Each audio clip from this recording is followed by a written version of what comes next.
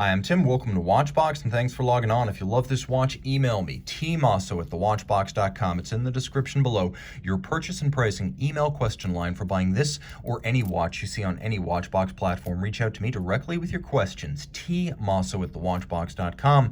Today we're discussing one of the best launches of 2020. This is the Breitling Chronomat B01 copper dial with Rouleaux Bracelet. 42 millimeters in stainless steel. The watch is 15.3 millimeters thick from lug to lug, 50.3 millimeters, and then a 22 millimeter spacing between the lugs. This timepiece was designed to evoke one of the first products of the revived Schneider family era Breitling concern. Purchased from final family scion Willy Breitling in 1978, Breitling was basically out of business, and Ernst Schneider purchased the company and reestablished it as a modern-day aviation watch themed brand. And this watch was designed in conjunction with the Italian aerobatic demonstration squadron, the Frecce Tricolore, and the Chronomat was also a reboot, no longer like the old circular slide rule chronograph Chronomat of the 1940s. The new Chronomat was more of a hybrid of a dive chrono and a pilot's chrono,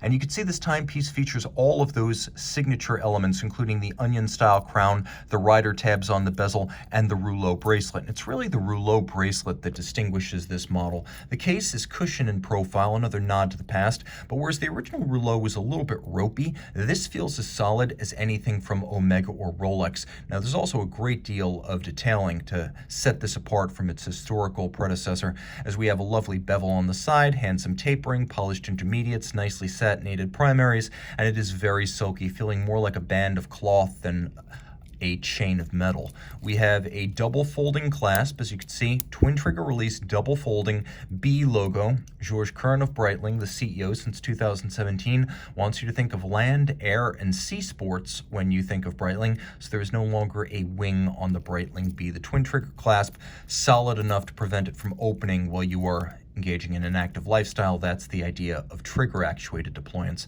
The bezel is a captive bezel, so we have these little screws on the side that fix the bezel to the case so you can't accidentally hit it and snap it off, unlike Omega or Rolex.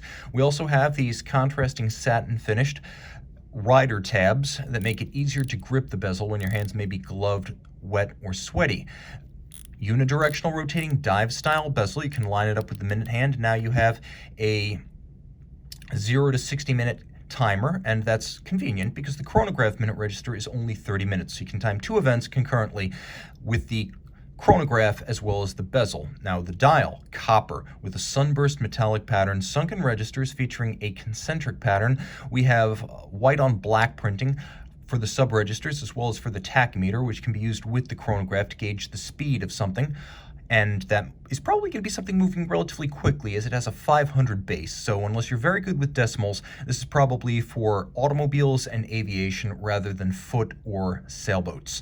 Taking a quick look at the dial, we have rhodium-plated applique steel indices and hands to match. Another one of those Breitling B logos. The date down at 6 o'clock, where it does little to damage the symmetry of the dial. I think that really is the best place for it. And a few well-chosen splashes of red on the chapter ring that encircles the center dial. The copper is very handsome and luminous in person. We have a crown guard structure with a screw-down crown. This watch, of course, featuring robust 200-meter water resistance, so you can take it swimming, and because of the unidirectional bezel and the constant seconds indicator, you can also use this as a dive watch. Caliber B01, vertical clutch and column wheel. You can see the column wheel on the reverse side.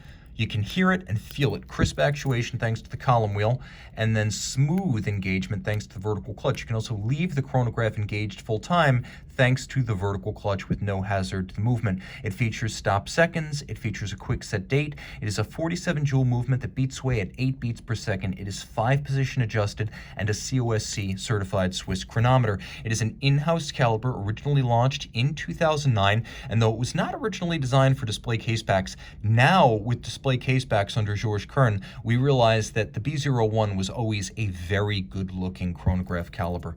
Reach out to Tim Mosso at thewatchbox.com for purchase and pricing details.